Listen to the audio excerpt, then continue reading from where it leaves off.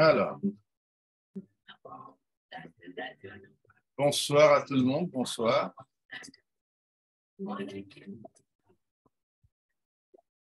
Bonsoir, bonsoir.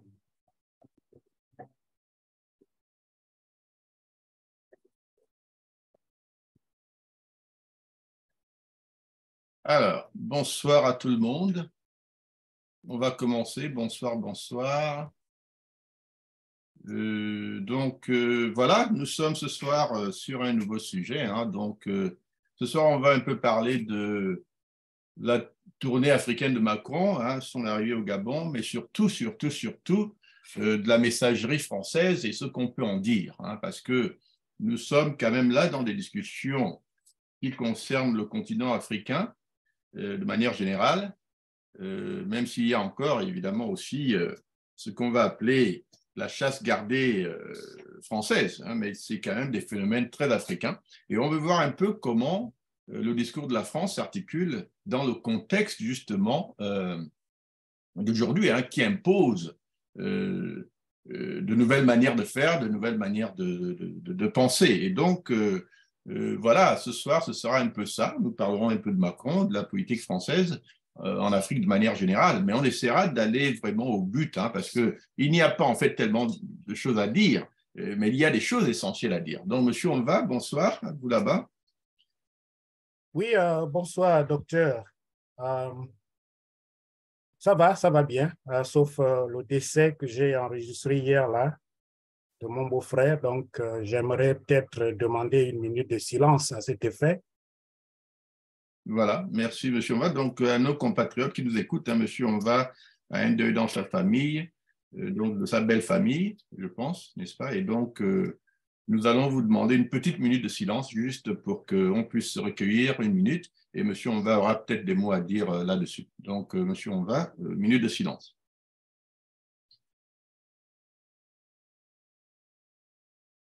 Merci, chers compatriotes, d'avoir observé avec nous cette minute de silence. Oui, chers compatriotes, je ne vous apprends rien. Je ne vous apprends vraiment rien. La situation est déplorable. La situation des soins médicaux est encore très loin d'être corrigée au Gabon tant que les Bongos sont au pouvoir. Et c'est une situation qui met en danger toute la population gabonaise. Les Gabonais meurent pour des maladies qui auraient dû être soignées si les Bongos avaient construit et équipé nos hôpitaux. Au Gabon, on meurt encore pour des maladies qui sont soignées dans des pays plus pauvres que le nôtre. Quelle honte! Quel est ce pays où pour soigner ou sauver la vie d'un Gabonais, ce sont des parents qui doivent chercher à évacuer leurs membres, les membres de leur famille respective. Les procédures d'évacuation sanitaire qui auraient dû être automatiques et à la charge de l'État n'existent que pour les membres de la famille Bongo. Et rien d'autre pour le Gabonais. Rien pour le Gabonais, rien du tout. Nous venons de perdre un Gabonais de trop, je dirais bien. Un cadre de la mairie centrale de Libreville. Il a traîné une maladie depuis des années dans les hôpitaux mal équipés de Libreville, sans aucune amélioration. La famille a même essayé de l'évacuer en France, mais la charge totale s'est avérée très coûteuse. Voyez-vous, chers compatriotes, c'est énervant de voir mourir à petit feu un père, un frère, un ami, un mari, un oncle, un beau-frère, un collègue, à cause de l'incompétence des Bongos au sommet de l'État. Mon beau-frère Alouedou meurt laissant derrière lui une femme et des enfants.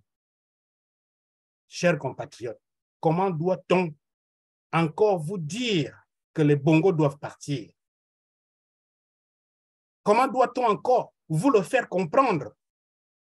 Jusqu'où allons-nous tolérer ces incompétences?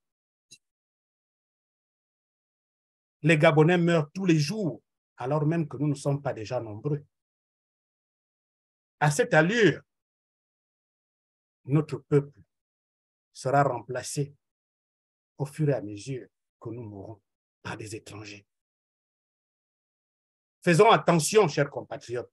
C'est le moment de se lever. C'est le moment de se lever. Le BDP n'a pas tort de vous le dire chaque fois. C'est le moment de se lever.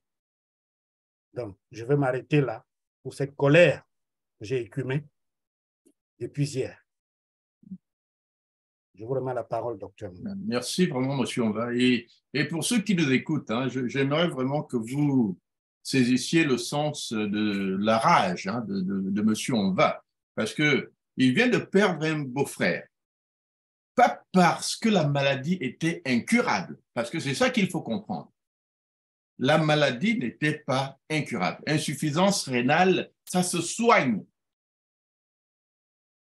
Mais dans des pays qui sont équipés, qui ont un minimum, ils mettent presque, j'ai envie de dire, enrageant de penser que dans tout le pays qu'on appelle Gabon, je dis bien dans tout le pays, et surtout dans la capitale, quelqu'un va mourir simplement parce que nous n'avons aucun hôpital au Gabon équipé pour soigner l'insuffisance rénale. Mais non seulement ça, un gouvernement qui se sait non équipé doit avoir au minimum une structure qui dit que tout ce qu'on ne peut pas soigner au Gabon, on peut au moins évacuer les gens sanitairement à la charge de l'État. Voilà une famille qui était bloquée. Bloquée. Elle regarde dans ses fonds. Par moyen, un homme meurt sous les yeux de sa famille. Je dis bien sous les yeux de sa famille. La solution étant simplement l'évacuation sanitaire. Mais au Gabon, impossible de sauver quelqu'un. Alors qu'on sait que les solutions médicales sont là. Donc, moi, ça m'enrage parce que ce que M. Onva vient de vivre avec ce deuil, j'ai presque envie de dire, il n'aurait pas dû être. Justifie justement pourquoi nous sommes là chaque dimanche à vous dire que non, les Bongos doivent partir.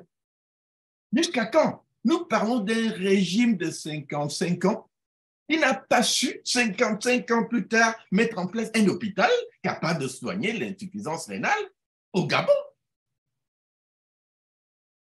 Et ça, ce n'est qu'un seul. Hein. Il y en a plusieurs comme ça, qui meurent de tout au Gabon. Et les Binzé viennent nous faire les discours, on ne sait pas de quoi ils parlent. Mais le développement d'un pays, ça commence par ça. Les hôpitaux, soigner sa population. Il faut une population en bonne santé. Vous ne pouvez pas avoir de développement pour un pays où les gens sont malades. Et donc, voilà notre frère là, qui vient de perdre un membre important de sa famille, de l'administration publique. Et moi, ça m'enrage. Donc, en marge du sujet de ce soir, je crois que M. Onva tenait quand même à vous dire sa colère, que je partage. Et donc, au moment où nous lui souhaitons nos condoléances, gardons à l'esprit que dans ce Gabon qui nous tue à petit feu, dans ce Gabon criminel où le régime a fait de la pauvreté une arme, eux, ils vont à Paris, ils envoient leurs enfants se soigner, mais voilà quelqu'un de la famille de M. Onva qui vient de mourir. Mais au Gabon, on meurt de quoi? De diabète, des choses qui sont insensées. Donc, ça, il faut le garder à l'esprit quand on dit les Bongos doivent partir, c'est qu'il y a une réalité derrière qui s'impose à nous. Les Bongos ne peuvent rien de bon pour le Gabon. La seule manière de réformer le Gabon, d'amener le Gabon à là où nous voulons qu'il soit, repose incontournablement sur la fin de ce régime. Donc, on y reviendra, mais c'est juste un exemple, encore une fois, de ce que nous ne devons plus accepter de subir. Chacune de nos familles perd des membres bêtement pour des maladies qu'on pourrait soigner. Mais un pays organisé, quand même. Si vous n'avez pas de structure, ayez au moins la capacité d'évacuer les gens. D'évacuer. Il devrait y avoir un bureau spécial au Gabon qui dit, OK, est-ce qu'au Gabon, on peut te soigner, oui ou non? Si on ne peut pas, voilà, on t'emmène en France, on t'emmène en Amérique, là où on peut te soigner. C'est aussi simple que ça. On n'a pas besoin d'être un génie. Donc, on y reviendra. Maintenant, par rapport au sujet de ce soir, je crois que, bon, vous êtes tous au courant donc de la tournée interafricaine, on va dire, hein, de Macron, que beaucoup ont qualifié de tournée coloniale, parce que quelque part, on parle de l'ancien colon qui fait un peu le tour de ses anciennes colonies.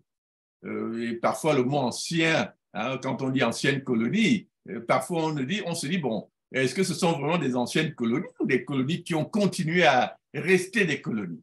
Vous voyez?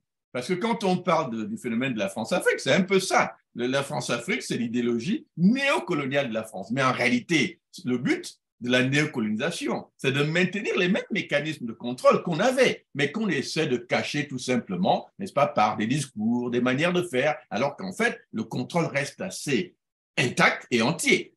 On continue d'influencer la vie économique, la vie politique, la vie culturelle même de ces pays-là par des éléments indirects.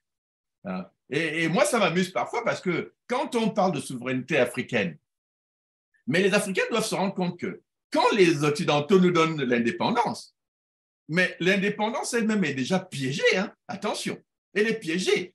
Et il y a une donnée, un élément que nous, on ne remarque jamais, mais qui est présent dans même, on va dire, la continuité de ce que le colonialisme a préparé, hein, je veux dire, comme élément de contrôle, et que nous, Africains, on a ignoré, alors que c'est la base même parfois de nos problèmes. C'est ce que j'appelle les frontières coloniales.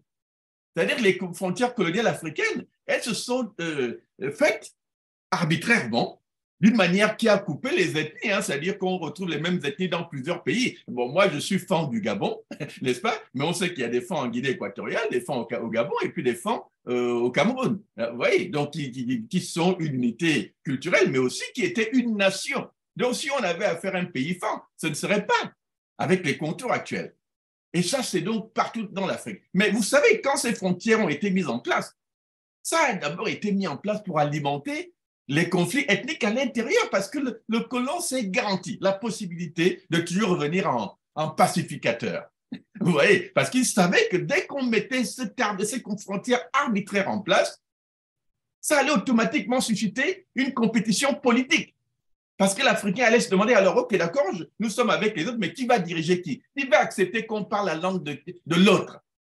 Vous voyez, automatiquement, dans des pays comme le Gabon, où nous, on n'a pas la chance, par exemple, des Congolais de Kinshasa, d'avoir au moins une langue que nous-mêmes, on a pu fabriquer par la créolisation naturelle. Hein, voilà. Bon, le français s'impose de lui-même. Vous voyez, donc la frontière coloniale, elle nous semble anodine, mais elle force des pays comme le Gabon à continuer à parler français parce que nous ne pouvons pas nous comprendre sans cette langue-là qui devient automatiquement lingua franca pour les Gabonais.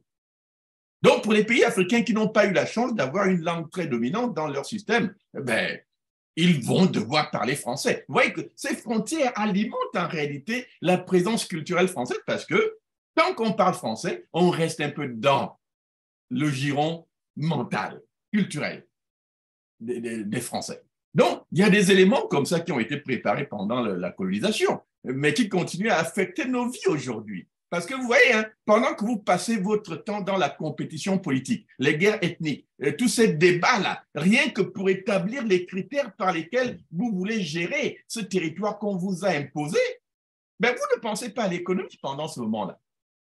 Et ce que ça va faire, c'est alimenter tout un système de corruption par lequel le gars qui dirige là dit que bon, pour m'attirer les faveurs des autres ethnies, il faut les corrompre, il faut corrompre les leaders. Et c'est un peu le phénomène qu'on voit au Gabon, hein, en ce moment, avec nos leaders qui se font plus ou moins avalés par le régime, qui sortent, mais qui repartent toujours, hein, Irundon et tout le reste. Donc, c'est vous dire que il faut qu'on commence à faire attention aux réalités, n'est-ce pas, de ce continent tel que les Occidentaux nous l'ont cédé. Parce que cette cession était une cession calculée, surtout par la France, hein, parce que en dehors de l'Algérie, il n'y a pas beaucoup de colonies françaises qui se sont battues militairement. Hein, c'est différent dans les colonies portugaises ou britanniques, où on a quand même eu parfois des guerres de libération. Oui, dans le monde francophone, on vous l'a plus ou moins cédé, n'est-ce pas, dans la vague des années 60, mais cette cession ne s'est pas faite de manière innocente.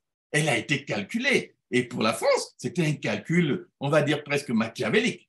Alors, donc ce soir, on veut un peu parler de cette récente visite de Macron au Gabon, mais aussi dans d'autres pays, hein, voilà, l'Angola, la RDC, pas parce que nous allons débattre de tous les discours qui ont été faits, hein, mais plutôt analyser les fondements même, hein, on va dire les problématiques qui ressortent de cette visite-là, surtout quand on parle justement de ce que nous, on a appelé le hors-sujet, hein, d'Emmanuel Macron. Parce que nous, on le dit encore une fois, que Emmanuel Macron, tout comme les autres présidents français qu'on a connus, on va presque dire de Gaulle, hein, puisque nous parlons essentiellement des présidents de la Ve République, donc à partir de Gaulle jusqu'à Macron aujourd'hui, hors-sujet, comme tous les précédents. Et donc, on va définir ensemble ce hors-sujet. Mais avant que de le faire, d'abord, monsieur, on va, si vous avez un commentaire à faire, et on va écouter des vidéos un peu, hein, qui parlent un peu de ces visites de Macron, et on pourra faire l'analyse après ça. Oui, docteur, je préfère qu'on passe d'abord par les vidéos, et puis on aura vraiment beaucoup à dire là-dessus. Voilà, ok, très bien. Alors donc, on va passer d'abord par un passage, hein, donc, de Macron, parce que j'aimerais que les gens écoutent avec nous, hein, vraiment, et que par la suite, on puisse éventuellement analyser. Vous êtes libre de poser des questions dans le chat, hein, de Facebook, et si monsieur, on va, et moi, on remarque des choses intéressantes qui méritent commentaires ou questionnements, ouais, voilà, on pourra éventuellement aborder cela. Mais on va donc passer à ce passage. Hein, donc. Et ce n'est pas le discours de Macron au Gabon. Là, je remonte un peu au 27 février, hein, avant que Macron n'aille en Afrique. Parce que je crois que c'est dans ce discours, en fait, que se trouve tout l'intérêt, hein, de ce voyage en Afrique. Pour les Africains qui n'ont pas fait attention au discours du 27 février, je crois qu'il faut aller là, parce qu'il a fait ce discours en amont de sa visite. Et c'est là qu'il a articulé pour lui-même et pour les Français les grands éléments, n'est-ce pas, de ce qu'on va considérer comme la politique africaine de la France pour le deuxième mandat de Macron. Et ce discours contient beaucoup de choses que je crois qu'il faut d'abord écouter. On va faire une quinzaine de minutes là-dessus et puis on verra un peu les analyses que les gens en ont fait aussi et on verra un peu ce que nous, on peut en dire, surtout dans le cas de ce qu'on a appelé le hors-sujet d'Emmanuel Macron, qui est le même hors-sujet que tous les autres présidents français depuis De Gaulle au minimum. Alors, donc, je vais partager. Alors.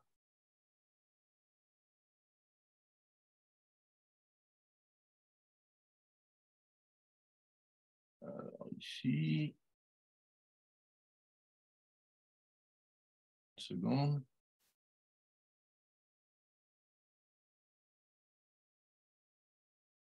Voilà.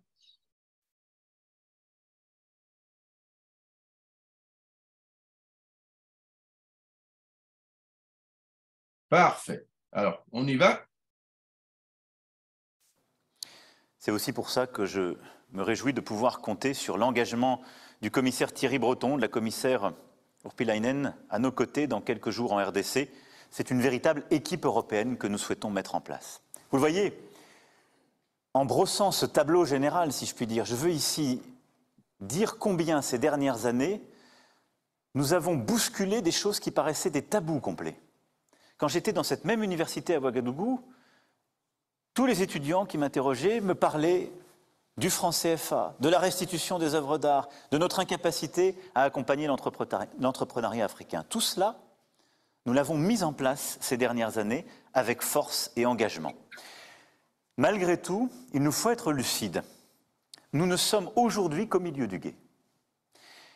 C'est une situation très inconfortable, où nous continuons à être, en quelque sorte, comptables du passé, avec une politique qui a décidé très clairement de changer et qui a parfois perdu des soutiens qui étaient bien utiles, mais parce que nous voulions changer de méthode, sans que nous ayons encore pleinement les résultats de la politique que nous avons lancée. Et donc nous sommes en effet comptables du passé sans avoir encore totalement convaincus sur les contours de notre avenir commun. C'est pour cette raison que le déplacement que nous allons entreprendre ensemble dans quelques jours est si important. Il intervient au moment où nous clôturons un cycle de notre histoire en Afrique, et un cycle qui a été marqué, à mes yeux, par deux choses que nous allons bousculer. Marqué par, au fond, d'abord la centralité de la question sécuritaire. et militaire, et la prééminence du sécuritaire comme cadre de tout. Et cette prééminence, le rôle qu'elle a continué d'avoir, on le voit bien, a été une ombre portée, encore une fois, ces dernières années, ou un prétexte utilisé par beaucoup de nos opposants, ou de celles et ceux qui voulaient pousser leur propre propagande pour dire, au fond, la France est là et n'a qu'un agenda sécuritaire. Et puis nous allons, et donc l'objectif pour moi de cette phase dans laquelle nous rentrons, de cette nouvelle ère, est de déployer sous forme partenariale notre présence sécuritaire pour qu'elle s'insère dans ce nouveau partenariat.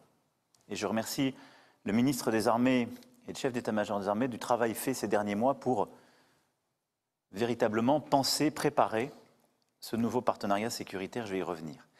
Et le deuxième grand changement que nous allons faire, c'est passer d'une logique d'aide à une logique d'investissement solidaire et partenarial.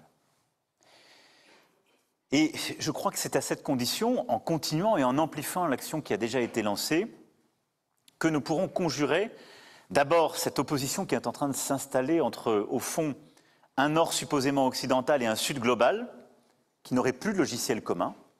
Je crois profondément que c'est faux et nous devons démontrer le contraire.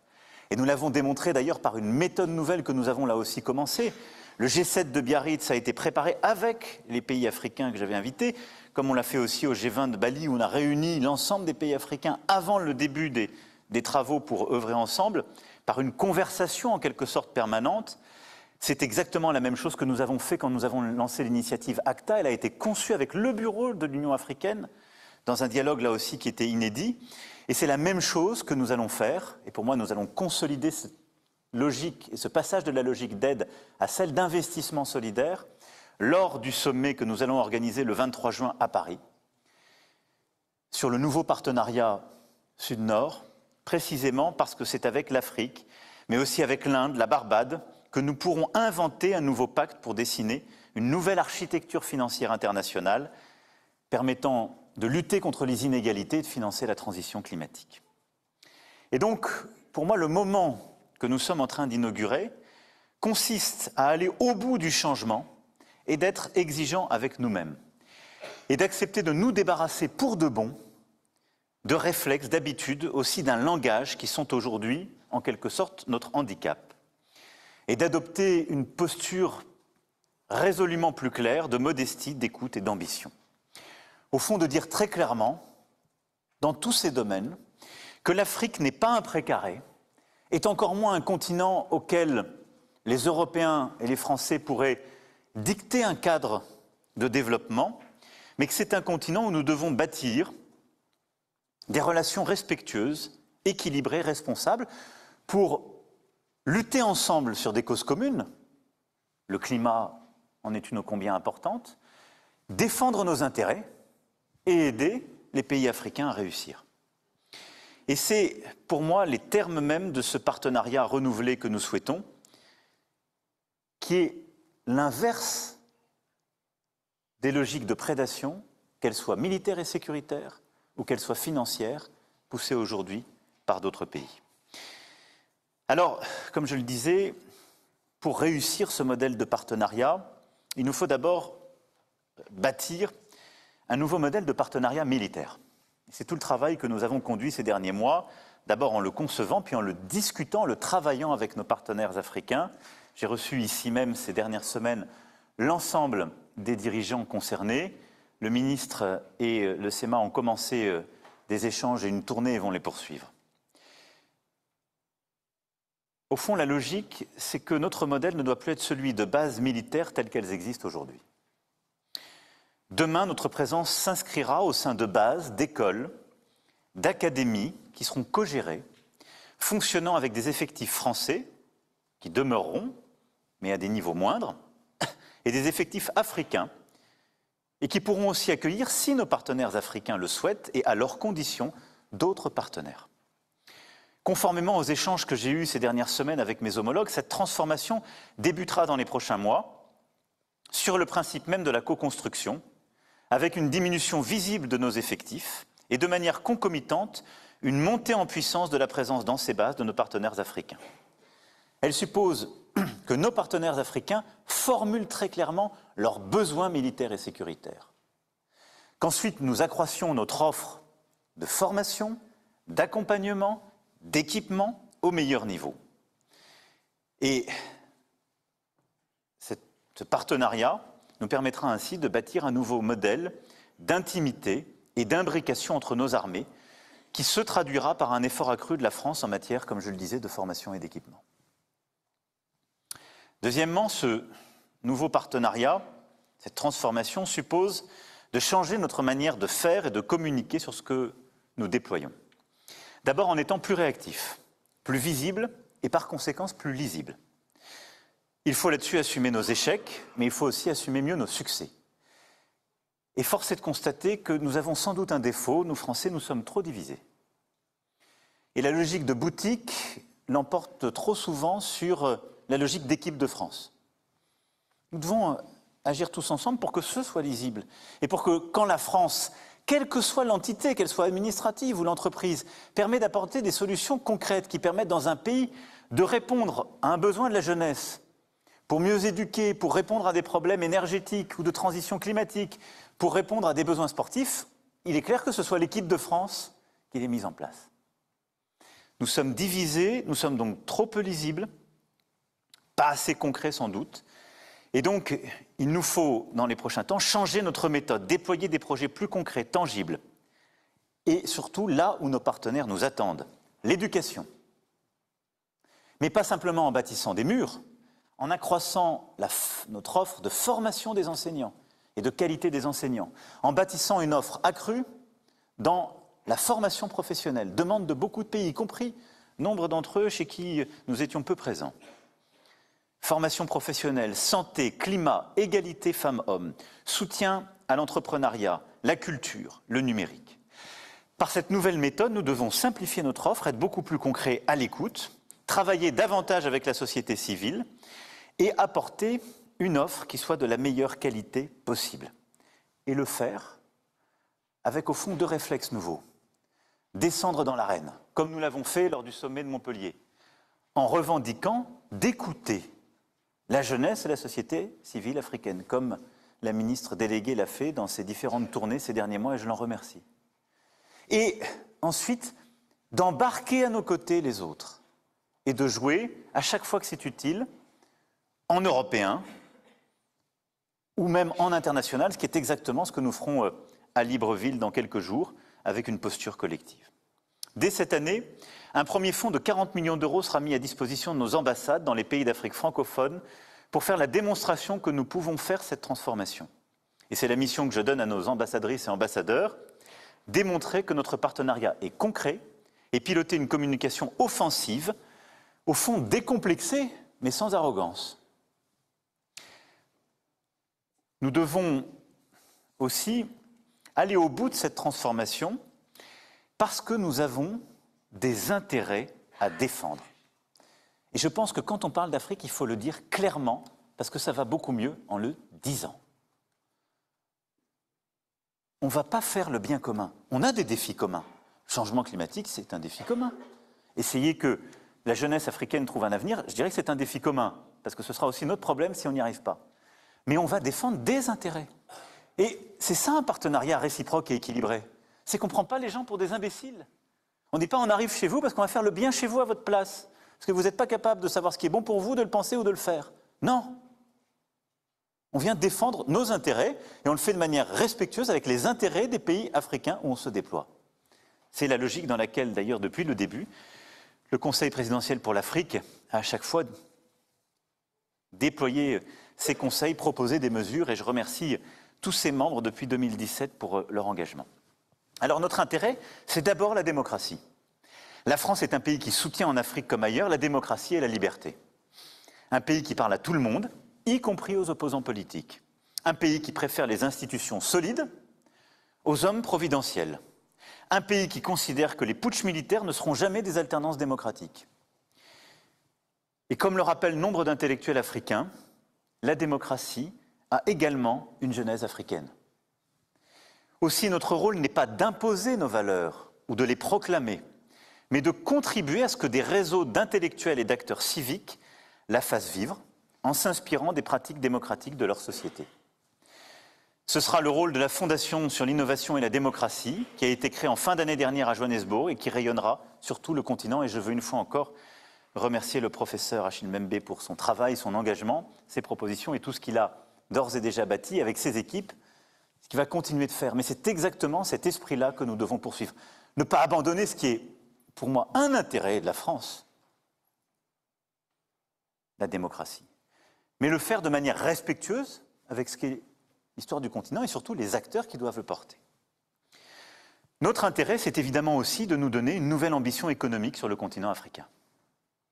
Notre partenariat économique avec le continent africain est certes solide, mais je le dis ici avec force et en saluant la présence nombreuse d'une délégation économique de grande qualité. Je remercie l'ensemble des présidents, des présidentes et directrices et directeurs généraux de grands groupes français de leur présence aujourd'hui.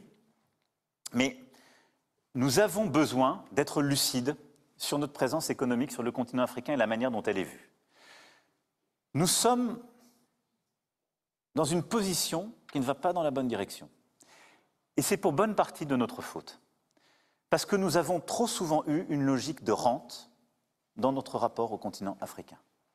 On a considéré que parce qu'on était la France, même quand on faisait mal, même quand on était plus cher que les copains, même quand les solutions de financement étaient moins bonnes, on allait continuer d'être pris. C'est une terre de compétition maintenant. Alors il y a des gens qui font la compétition avec d'autres armes, que je récuse, et on se bat contre, quand les financements deviennent eux-mêmes des éléments de fragilité des économies. C'est pourquoi on s'est battu pour qu'il y ait un cadre dans le G20. Mais indépendamment de ça, je le dis parce que je l'ai vu, nous avons aujourd'hui encore trop de nos entreprises qui ne produisent pas les travaux de meilleure qualité parce que c'est l'Afrique. Ça ne marchera plus. Et je vous le dis en toute sincérité, je ne défendrai plus les entreprises qui ne sont pas prêtes à se battre. Quand le président de la République va dans un pays où reçoit un dirigeant et qu'il a un N-10 à côté de lui face à un président africain, personne ne peut considérer que c'est une marque de respect. C'est pas pareil quand on va en Allemagne, en Pologne, dans des pays du Golfe, en Chine. L'Afrique est devenue une terre de compétition. Il faut donc qu'on ait un réveil du monde économique français pour se dire on doit aller s'y battre. C'est les patrons qui doivent y aller quand il y a un grand contrat. Et quand on prend un contrat, il doit être délivré en temps, en qualité. Et s'il y a des problèmes, il faut qu'on puisse savoir très clairement d'où vient le problème. Je ne dis pas que tout le monde est parfait. Et parfois, nos partenaires africains ne sont pas non plus au rendez-vous de ce qu'ils nous avaient promis à tel ou tel endroit de l'administration. C'est une réalité. Je sais leur dire. J'ai du mal à leur dire quand nous, on n'est pas au rendez-vous. Et donc là, il faut qu'on ait un réveil collectif sur ce terrain-là, parce que d'autres pays qui étaient moins présents que nous il y a quelques années, qui ne sont pas mieux armés que nous, sont en train de prendre des positions simplement parce qu'ils prennent les pays africains au sérieux.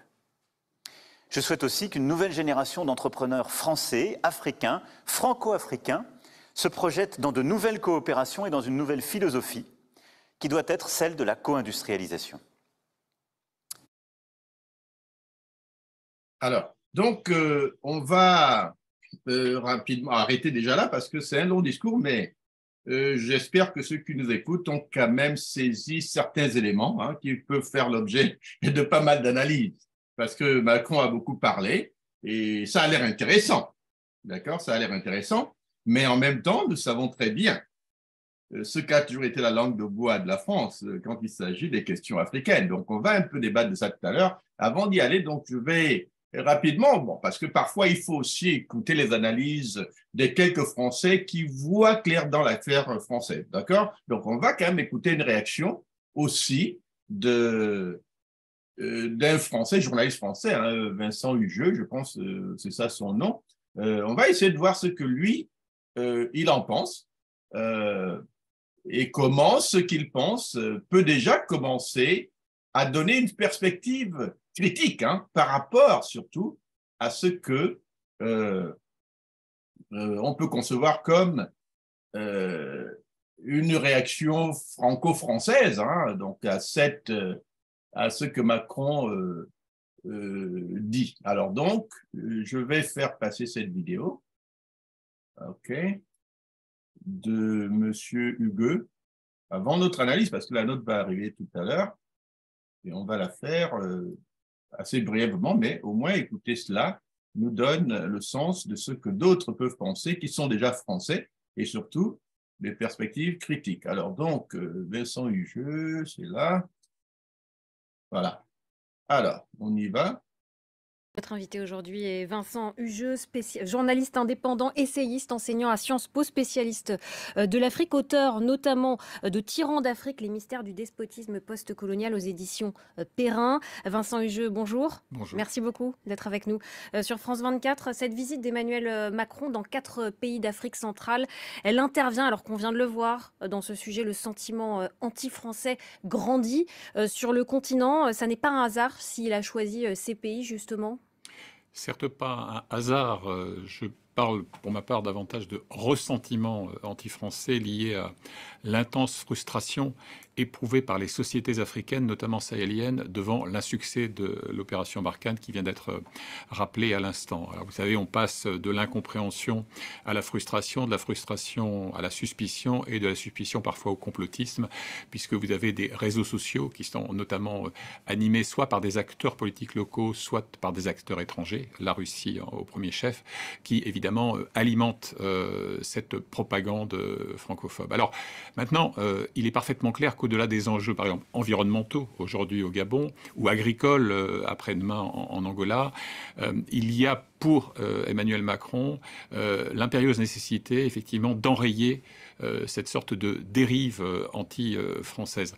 Simplement, là encore, et on l'a observé déjà dans le passé, il y a quand même un choix des pays en question qui brouille un peu, qui parasite ce message. Dans son discours explicatif, donc à l'Élysée, voilà quelques jours, donc en amont de cette visite, il dit à un moment que l'intérêt principal de la France, c'est la démocratie. Or, il choisit de se rendre au Gabon, Gabon dont le président briguera dans 6 mois un 3e mandat. Justement, c'est plutôt mal perçu par l'opposition gabonaise, cette visite d'Emmanuel Macron. Quoi qu'on en dise dans l'entourage élyséen comme un adoubement de facto du sortant, le Gabon est loin d'être un parlement de vertu en matière de respect des normes démocratiques. Ensuite, il y aura une escale certes relativement courte au Congo-Brazzaville, le Congo-Brazzaville de Denis Sassou Nguesso, qui a reconquis le pouvoir en 1997 au prix d'un coup d'État, puis d'une guerre civile féroce. Et il est évident que dans ce genre de pays, les oppositions sont vent debout et ne comprennent pas quel est le véritable message. Vous avez d'un côté un Emmanuel Macron qui, par exemple, au regard de la réalité historique, vis-à-vis du Rwanda en 1994, le génocide, vis-à-vis du Cameroun au moment de la colonisation, vis-à-vis de l'Algérie avec toutes les difficultés que l'on sait, vis-à-vis de la restitution des biens culturels pillés ou dérobés pendant la période coloniale, fait preuve d'un volontarisme tout à fait louable. Il a davantage avancé sur ce terrain que tous ses prédécesseurs de la Ve République réunis. Et de l'autre côté, on a un Emmanuel Macron qui se précipite à N'Djamena pour adouber pour le coup une succession dynastique, militaire et anticonstitutionnelle lorsque Idriss Déby meurt brutalement. Donc si vous voulez, quand j'échange avec mes amis, mes interlocuteurs africains, sahéliens, ouest-africains, d'Afrique centrale, ils sont tous plongés dans la même perplexité. Ils ont du mal à comprendre le message que veut envoyer Emmanuel Macron. Oui, là, ils me disent, qui est le vrai Macron? Est-ce que c'est celui qui affiche une volonté novatrice? Puis ajoutons à cela aussi une sorte de suspicion légitime. Moi, écoutez, je m'efforce de couvrir les réalités africaines depuis à peu près 3 décennies, même un peu plus, et j'entends toujours, depuis près de 30 ans, l'annonce spectaculaire et théâtrale de la fin des turpitudes passées, de la liquidation de l'héritage postcolonial. Oui, là, il a appelé lundi à bâtir une nouvelle relation équilibrée, réciproque et responsable avec l'Afrique. Écoutez, on pourrait reprendre ensemble les discours depuis, grosso modo, Nicolas Sarkozy jusqu'à Emmanuel Macron aujourd'hui, et vous retrouveriez aisément les mêmes formules, les mêmes mots à tiroir, partenariat équilibré, etc. Vous savez, comme on dit souvent, il n'y a pas d'amour, il y a que des preuves d'amour. Eh bien, il en est de même par rapport à une France aujourd'hui suspecte, parfois injustement, c'est vrai, je le disais tout à l'heure. À cause notamment de la propagande russe. Oui, mais vous savez, n'imaginons pas que la nébuleuse Wagner, qui est active non seulement sur le terrain militaire avec la fourniture d'armements et d'instructeurs, n'est pas également très active sur le front de l'information et de la désinformation. J'en ai été le témoin en 2018 lorsque j'avais travaillé pour l'Express à l'époque sur la méthodologie Wagner pour s'infiltrer dans le tissu politique de la République centrafricaine, qui a été un peu sa tête de pont du retour de la Russie en Afrique et non pas de son irruption, car en fait le génie politique de Moscou est d'avoir réactivé des vieux réseaux de l'ère soviétique quand justement l'URSS apparaissait comme le soutien des mouvements de libération anticoloniaux et anti-impérialistes.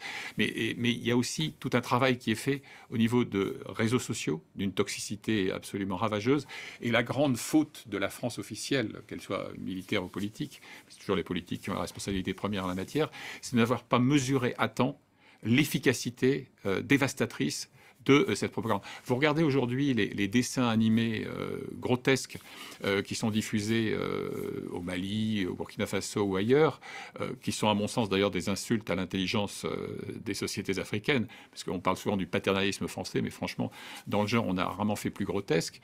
Le problème, c'est que vous pouvez objecter un discours parfaitement rationnel, étayé par des faits. Vous n'êtes pas audible. Et regardez, il a fallu attendre 2022, c'est l'année dernière, pour que l'armée française dévoile par des images qui avaient été captées par un drone le montage grossier du charnier de Gossi, qui était donc en réalité un charnier imaginaire bricolé par des éléments Wagner et des militaires maliens c'est la première fois que l'armée pour française incriminer l'armée française. Devants. Voilà. Mais 2022, alors que ce travail de Wagner il a été amorcé au milieu de la décennie précédente. Donc, il y a des retards qui sont très difficiles à rattraper. La prise de conscience est trop tardive. On voit Emmanuel Macron qui multiplie les déplacements sur le continent africain, mais on l'a vu dans le sujet aussi avant. D'autres pays ont fait leur place, notamment la Russie, on en a parlé, mais aussi la Chine, la Turquie, même aussi sur le terrain économique, l'Allemagne, qui aujourd'hui dépasse la France. Vous évoquiez la Russie à l'instant, à bon droit. Sergueï Lavrov, qui a pourtant d'autres enjeux à traiter en ce moment, le ministre des Affaires étrangères historique de la Russie, il est en poste depuis 2004, il a accompli 3 tournées en 7 mois en Afrique. Au moment où nous parlons, vous avez des manœuvres conjointes au large de Durban, Afrique du Sud, Chine, Russie, armée sud-africaine. Et donc, si vous voulez, on est en train de courir après une influence dont le déclin est, à mon sens, inexorable. Reconquérir cette crédibilité-là, ça prendra non pas des mois, mais des années, voire des décennies.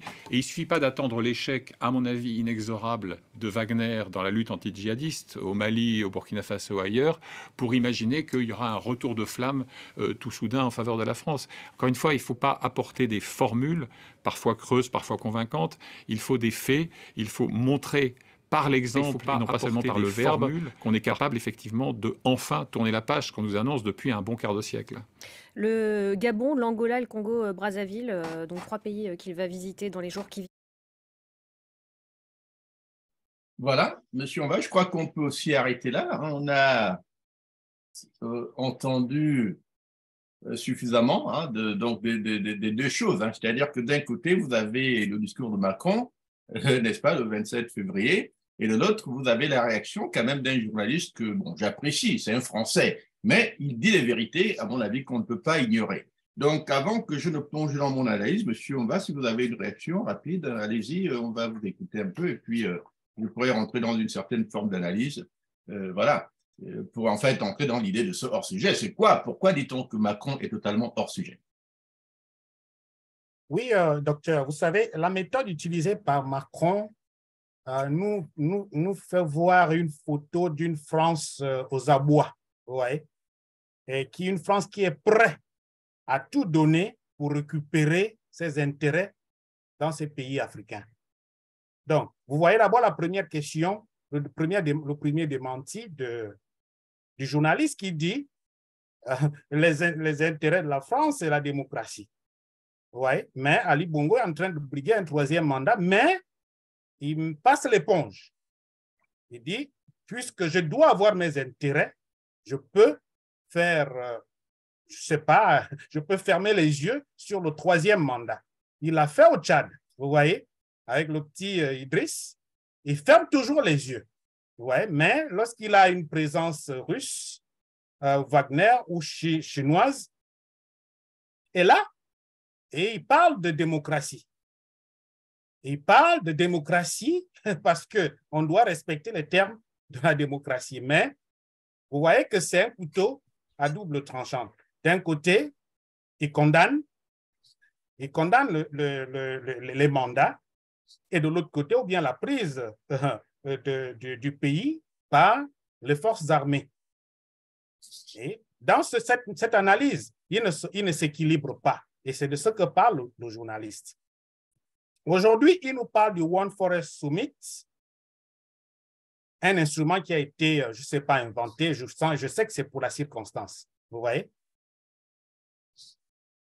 Et on nous parle du premier sommet mondial pour la protection des forêts tropicales, qui est co-organisé par la France et le Gabon. Quand on parle d'une organisation mondiale, vous voyez, on parle de la France et le Gabon. Et ça se tient au Gabon. Et subitement, on a un fonds qu'on dépose. Quand on parle de partenariat, la France a déposé 50 millions d'euros. Le Walton Foundation a déposé 20 millions d'euros. Et il y a une autre organisation qui s'appelle Conservation Internationale, 30 millions d'euros, et la France, 50 millions. Et quand on parle de partenariat, on ne voit ni le Gabon, ni le Congo, on ne voit aucune de leurs contributions, l'Angola et consorts. Seulement ces trois-là. Et c'est la question qu'on devrait se poser. C'est une question qu'on devrait se poser. Et à la fin, on nous dit que il y aurait, qu'est-ce qu'il a dit là? Il y aurait une rémunération des pays exemplaires via des certificats biodiversité. Ouais, là, j'ai été interloqué en me disant, mais quels sont les critères de base de sélection pour ceux-là qui vont profiter, qui vont bénéficier de ces certificats de biodiversité? Est-ce que ce n'est pas là déjà un élément qui nous donne déjà une idée de comment la dépense de ces fonds sera organisée? Parce qu'on peut déjà comprendre que cet argent vient à point nommé pour financer la campagne d'Ali Bongo. En échange d'un nouveau partenariat où la France reprendra ces marchés qui existaient auparavant et qui ont été, je ne sais pas, cédés aux Chinois ou aux Russes. Donc, il y a 100 millions d'euros qui sont là, qui sont en jeu pour financer la campagne présidentielle d'Ali Bongo. On le ressent parce que dans son analyse, il n'est pas cohérent. Il ne sait pas pourquoi ce sommet a été abrité par le Gabon. Il ne sait pas pourquoi les fonds sont dégagés. Quel sera le comportement de cette organisation? Cette organisation ne saurait être assez indépendante parce que quand on voit ses contributions, elle ne saurait être assez indépendante au point de définir librement ses activités et les publier. Ce sera toujours sous condition parce que les injonctions de la France qui diront il faut dire ceci, il faut dire cela. Est-ce que c'est une fondation qui va rester ou bien qui va disparaître après qu'Ali Bongo soit réélu?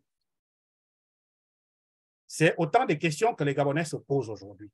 Donc, je peux m'arrêter là pour cette analyse, docteur. Donc, essayez de reprendre par là.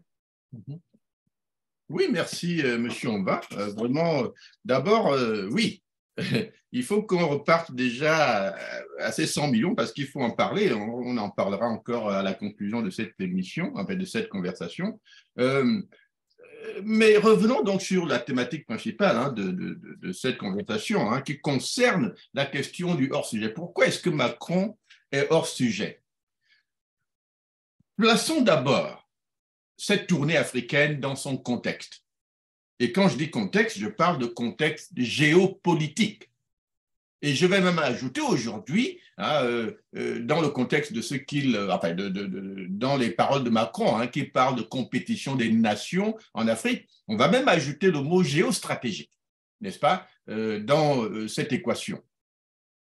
Moi, je dis que c'est une tournée géopolitique et donc géostratégique. Pourquoi? Il faut aller, et ce passage n'a pas été écouté, voilà, mais il faut aller en fait à l'un des passages du discours où Macron parle de l'Afrique et des Africains comme des gens étant victimes de la propagande russe. Donc pour lui, les Africains réagissent négativement contre la France parce que les Russes les entubent, on va dire. Les Russes font de la désinformation. Et quand on dit les Russes, on voit Wagner et tout le reste. Mais on voit l'idée que pour Macron, la raison fondamentale pour laquelle les Africains ont une image négative de la France, la raison pour laquelle on voit des jeunes Maliens avec des pancartes anti-françaises, la raison pour laquelle les Burkinabés, aujourd'hui, promènent des drapeaux russes dans les rues, la raison pour laquelle des pays comme la Guinée, aujourd'hui, demandent le départ des Français. La raison fondamentale pour Macron, c'est qu'il y a des informations. La raison pour laquelle les Africains ont une image négative de la France, c'est parce qu'il y a des informations. Alors, vous voyez déjà que là, il y a un problème. Il y a, à l'analyse, il y a un problème fondamental dans cette manière que Macron a, ou du moins adopte, pour expliquer pourquoi il y a une perception négative des Français, de la France, en Afrique. Pourquoi aujourd'hui, les Africains du Mali, de Guinée et d'ailleurs préféreraient s'enquiquiner avec Wagner ou la Russie ou n'importe qui, n'importe quel diable, plutôt que de continuer avec la France. Vous voyez donc que c'est déjà d'entame même un hors-sujet. Ça veut dire qu'il y a encore chez les Français et chez tous les présidents français une sorte de cécité historique. Une cécité éminemment historique par laquelle ils n'arrivent toujours pas à comprendre comment des peuples qui ont été soumis à l'esclavage, aux travaux forcés, à la colonisation, peuvent se mettre à haïr, je dis bien haïr littéralement, haïr, à entretenir une haine déjà historique vis-à-vis d'un bourreau colonial. Je ne sais pas si les Français ou tous ceux qui sont dans l'impérialisme comprennent ce qu'on appelle impérialisme et les conséquences que ça peut avoir sur la psychologie des peuples, le bien-être des peuples. Quand on a la cécité historique, on ne peut pas comprendre qu'il y a un fil, un cordon ombilical entre le passé colonial. Et déjà, je ne parle même pas des affaires de la France-Afrique déjà, je dis à l'entame. Que quand on est une ancienne puissance coloniale, on dirait qu'ils n'arrivent pas à comprendre qu'il y a déjà un péché originel là, qui justifierait déjà d'emblée que tout Africain puisse percevoir la France négativement, rien que par l'histoire. Parce que l'histoire a ceci que elle lie le présent au passé. La pauvreté d'aujourd'hui de l'Afrique s'explique fondamentalement par le fait que son évolution naturelle, autonome, a été court-circuitée depuis le moment colonial. 15e siècle, quand les Européens arrivent, leur première action, c'est d'esclavagiser. Mais l'esclavage, c'est des conséquences humaines. D'abord, dans le dépeuplement systématique de l'Afrique, parce qu'il faut comprendre que c'est un génocide quand on parle de l'esclavage. Hein? L'esclavage, c'est quoi? On vide d'abord les populations mâles, les plus fortes, les plus à même, n'est-ce pas? On les amène dans le Nouveau Monde. Mais pour chasser les esclaves, là, c'est la destruction de villages et de familles, des gens qui fuient de partout, des migrations forcées qui suscitent par la suite des effets boules de neige, hein, voilà, de meurtrissures dans tous les sens possibles, qui font que l'Afrique d'aujourd'hui, elle est en fait sous-peuplée. Regardez, l'Afrique, c'est tout un continent. Hein? Mais si vous comparez l'Afrique à un petit pays comme l'Inde, les deux ont quasiment la même population. Ça doit vous dire quelque chose. Comment un grand continent comme l'Afrique ne peut avoir aujourd'hui qu'à peu près 1,4 milliard d'habitants, presque la même chose que l'Inde.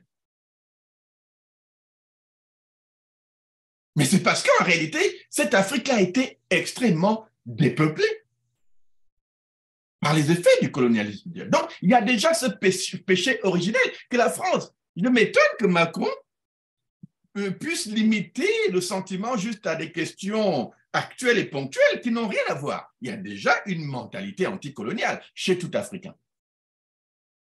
Mais quand on ajoute à cela les tentatives néocolonialistes, on peut déjà commencer à aller vers l'idée que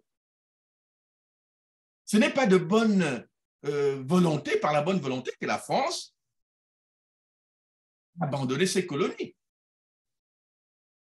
Les réalités de l'histoire l'y ont poussé. Mais si la France avait eu le choix, elle aurait continué. Et voilà pourquoi nous parlons aujourd'hui de la France-Afrique, puisqu'encore une fois, c'est une idéologie néocoloniale qui a pour but de maintenir le contrôle, explicite et implicite, sur les anciennes colonies.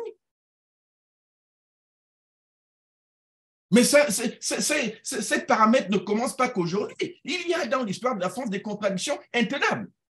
Il faut analyser aussi. Prenons par exemple la Révolution française. Mais vous savez pourquoi les Haïtiens ont leur révolution?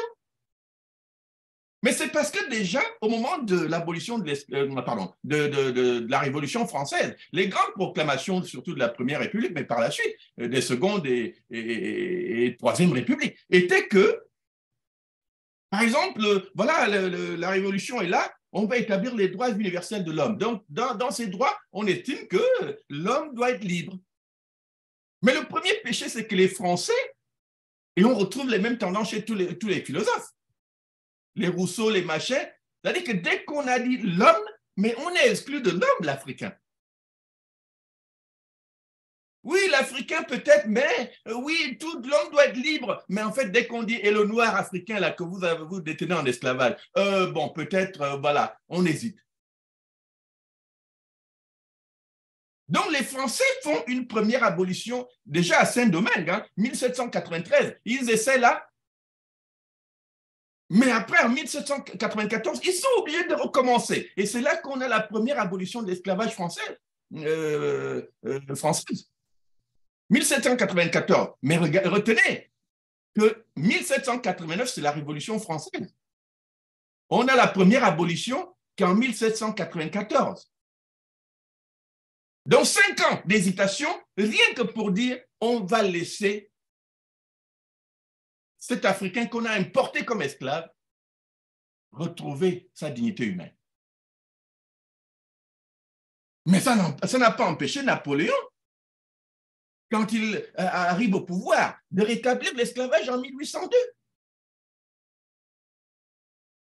Ce qui a irrité tellement les Haïtiens qu'ils ont dû faire leur révolution. Voilà pourquoi on parle d'Haïti aujourd'hui comme de la première nation noire indépendante. Pourquoi? Parce qu'ils ont fait leur révolution en 1804, mais comme résultat, en réaction au fait que Napoléon avait rétabli l'esclavage en 1802.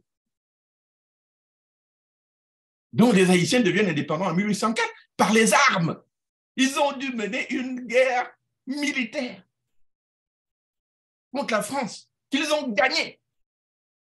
Et en la gagnant, ils ont dit, ah, enfin nous sommes libres. Parce qu'ils se sont battus. 1804, ils sont indépendants. En réaction au fait qu'on a rétabli l'esclavage en 1802, 2 ans. Mais les grèves des Haïtiens dataient déjà de 1789, où on disait, mais vous dites que, voilà, mais nous, on a vu que vous dites la proclamation des droits universels, tout le monde a besoin d'être libre et tout, mais nous aussi, on attend d'être libre. Mais c'est une contradiction que les Haïtiens portent encore aujourd'hui dans leur histoire. Et qui peut expliquer pourquoi, par exemple, Haïti, là-bas, le sentiment anti-français peut être prévalent. Ça, ce n'est pas l'Afrique, mais déjà, ça explique déjà la réalité des Haïtiens aujourd'hui, malgré le fait qu'ils aient été la première nation indépendante. Mais le prochain péché qui relève aussi de la même chose, c'est qu'au moment de la Révolution, les Français proclament les droits universels, donc les principes de démocratie. Ils disent qu'on abolit la monarchie parce qu'en réalité, la monarchie n'est pas un système qui permet l'éclosion de la dignité humaine. Et pour ça, ils ont égorgé leur roi. Pour y arriver. Ça veut dire que c'est devenu quelque chose de très fondamental chez eux. Mais est-ce que Macron se rend compte de ce qu'on appelle par la suite la colonisation qui continue? Parce que la colonisation qui continue avec des travaux forcés que les Africains ont vécu, cette colonisation veut dire la négation même de ses droits. Puisque vous privez des peuples de leur souveraineté naturelle et vous vous imposez sous couvert de missions civilisatrices, mais pour des choses qui n'ont aucun sens en fin de compte. Vous voulez forcer la civilisation sur des gens selon civilisation, ce que vous avez défini comme civilisation. Vous dites que vous le vouliez ou pas, on va quand même vous envahir, on va quand même vous coloniser, posséder vos territoires, définir ces territoires non plus comme des territoires africains, mais comme des territoires occidentaux. Que quand on dit l'Empire français et qu'on dit la région du Congo, mais cette région du Congo français, là, ben, c'est la France, ce n'est plus l'Afrique. Donc, l'Africain se retrouve comme un humain flottant sur une terre qui était la sienne, mais qui n'est plus définie sur le plan de la souveraineté comme la sienne. C'est la France.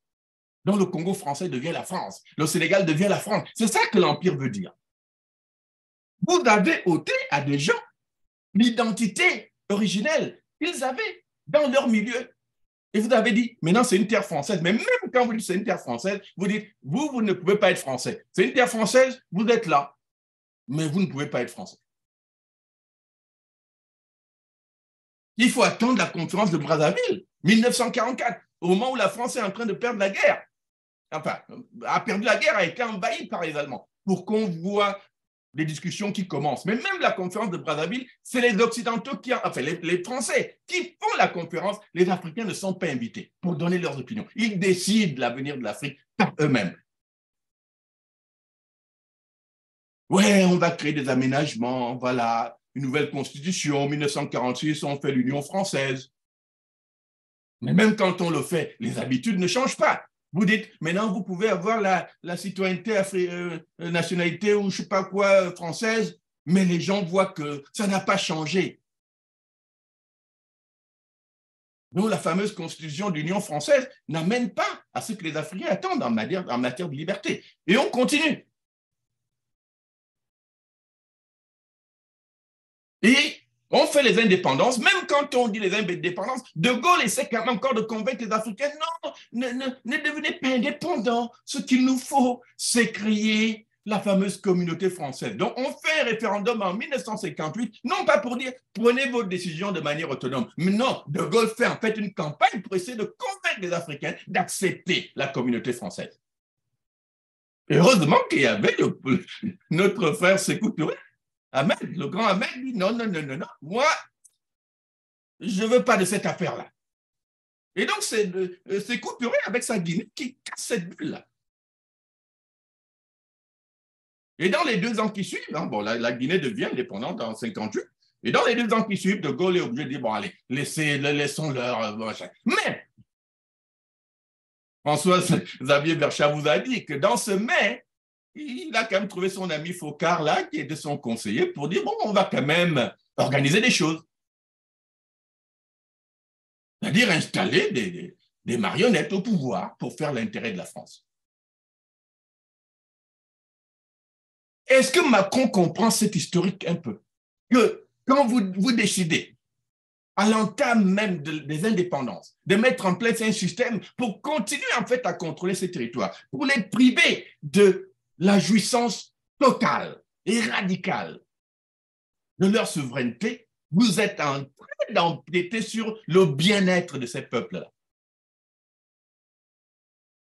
Alors que vous-même, vous avez tenu très haut les principes issus de la Révolution française, qui étaient des principes de démocratisation, mais en Afrique, vous les niez. Donc, démocratie chez vous, là-bas, c'est autre chose. Pourquoi? Parce que ce sont des Africains. Vous voulez maintenir le règne de la chicotte, mais au travers de vos marionnettes. Maintenant, vous créez des dictatures qui continuent le même système colonial, sous couvert d'indépendance. Mais les dictatures initiales, d'après les indépendances, vous avez vu, on a tous essayé hein, des petits moments de multipartisme, mais qui ont rapidement été supprimés.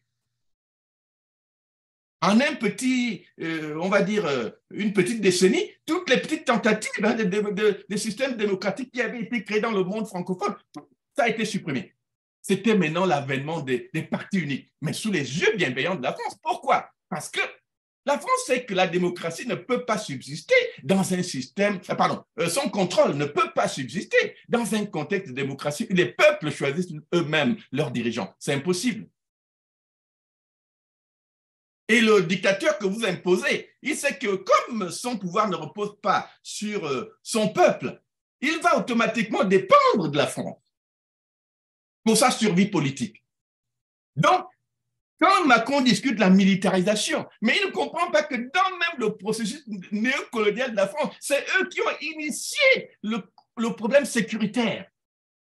C'est-à-dire que pour ces régimes qui n'étaient pas issus des votes populaires, il fallait les protéger avec quoi? L'appui militaire de la France. Donc, il fallait entretenir des bases militaires partout. Non pas parce qu'il y avait la guerre froide, mais parce qu'on s'est dit non, il faut protéger les intérêts de la France au travers de ces régimes marionnettes.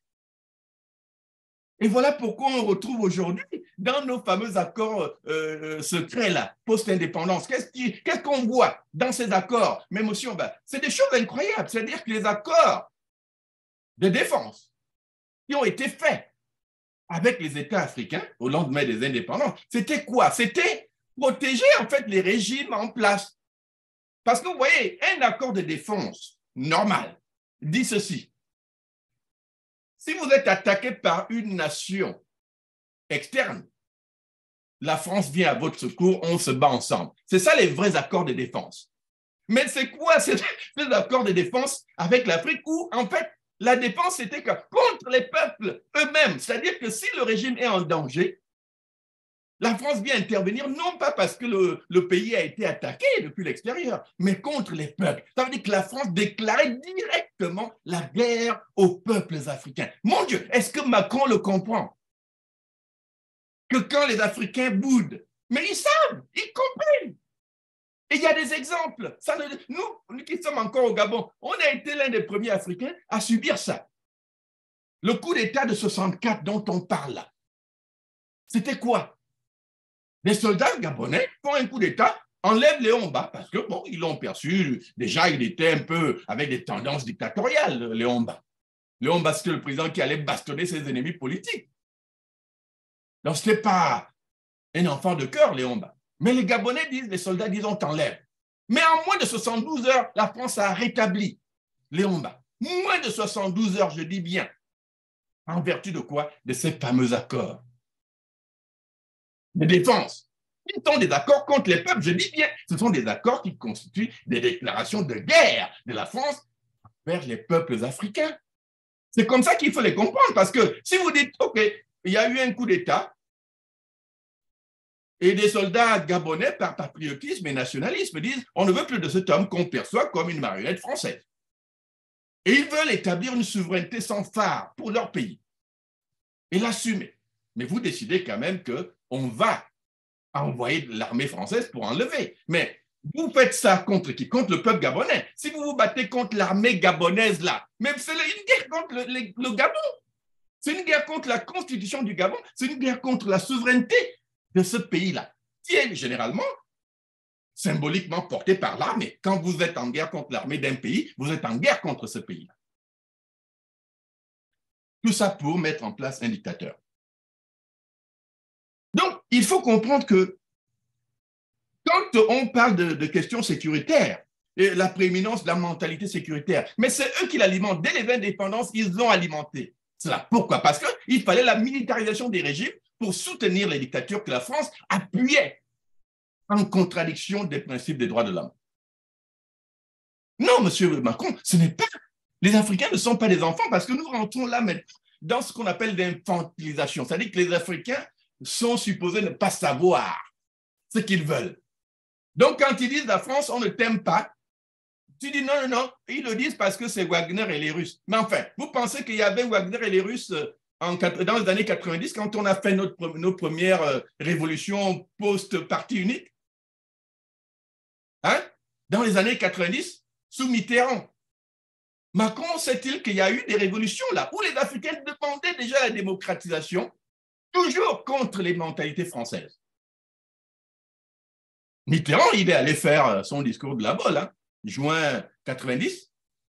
Mais quand il le fait, et les Africains et les Gabonais parfois ne connaissent pas la chronologie du discours de la Bolle, beaucoup pensent que c'est parce que Mitterrand avait fait ce discours qu'il y a eu les révolutions des années 89-90 hein, qui ont amené le multipartisme. Non, non, non, non. Il faut voir la chronologie. Les Béninois ont été les premiers à initier la conférence nationale. Dans leur révolution, je crois qu'elle a commencé un peu en 89, dans le sillage de la chute du mur de Berlin. Mais ils ont été les premiers à faire leur conférence nationale en 90. Je crois que c'était vers le mois de mars, quelque chose comme ça. Et ensuite, le Gabon était le deuxième. Et ensuite, il y a eu quelques... Mais l'idée, c'est que ce n'est qu'en réaction à ça que Mitterrand a fait son discours. En réaction. Pour dire, OK, bon, comme c'est comme ça, bon, c'est pas, on ne va plus soutenir les dictatures. Mais quand vous entendez ce que Mitterrand a dit à cette époque et ce que Macron dit aujourd'hui, ça ne change pas, c'est la même chose. Et ce n'est pas la première fois que Macron fait ce type de discours. Il l'a déjà fait lors de son premier mandat, mais l'idée, c'est quand même qu'on voit qu'en réalité, il y a un côté cécité historique,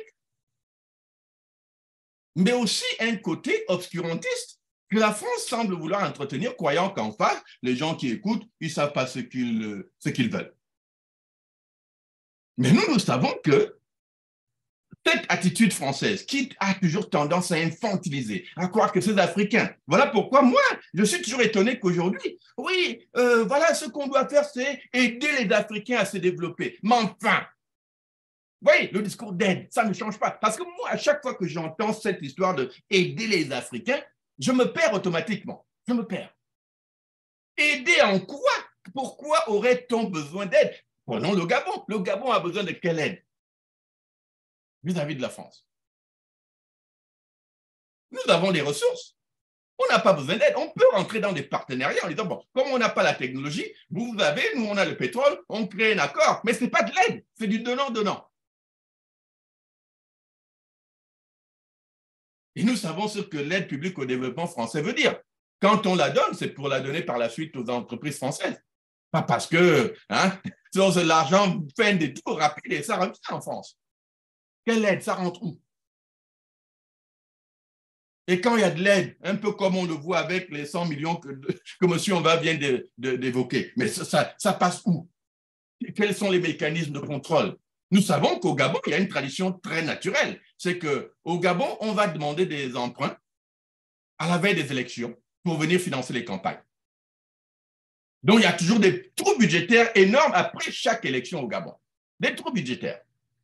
Et nous savons que quand le One Summit, là, le One Forest Summit se fait là, tout ce qui va rentrer au Gabon comme fonds va être rapidement détourné vers l'élection et le financement de la campagne d'Ali Bongo. Donc, les Africains, quand Macron arrive, ils perçoivent tout de suite Macron comme quelqu'un qui vient adouber à la veille d'une élection. Tu dis que oui, nous sommes pour la démocratie, nous voulons démocratiser, mais tu viens dans le pays d'un dictateur avéré. Et je ne parle pas de n'importe quel dictateur. Nous parlons d'un dictateur dans un système de succession dynastique, où le papa régnait 42 ans. Et le fils s'apprête à faire la même chose, et demain, le fils va probablement favoriser l'accession au pouvoir d'un de ses propres fils. Monsieur, on va parler tout à l'heure du Tchad. Hein? Un dictateur meurt, Macron est le premier. Il est allé en personne. Consolider un pouvoir qui était en fait fragile dans ce moment-là. Mais la présence française, plus ou moins calmé toutes les ardeurs possibles qui auraient pu découler d'un élan révolutionnaire. Et voilà comment Mahamat, le petit Idriss Déby Mahamat, là, bon, il prend le pouvoir pour succéder à son père, mais sous les yeux de Macron, mais en fait, avec le soutien de Macron, direct. Mais après, quand les Tchadiens vont chasser Mahamat, là, et vont dire on va appeler Wagner, Macron va dire mais non, c'est la propagande russe, c'est le fait que les Russes diffusent des messages pour salir l'image de la France. Mais l'image de la France la salit elle-même. Faut pas non plus exagérer. Nous ne sommes pas des enfants. Nous ne sommes pas des enfants. Il y a là les réalités colonialistes qui continuent à s'affirmer. Donc, dès le lendemain des indépendances, les Français ont créé un système sécuritaire. Ils ont créé un système qui appelle à la militarisation, parce que c'est toujours le soutien aux dictatures qui ne peuvent subsister que de manière militaire.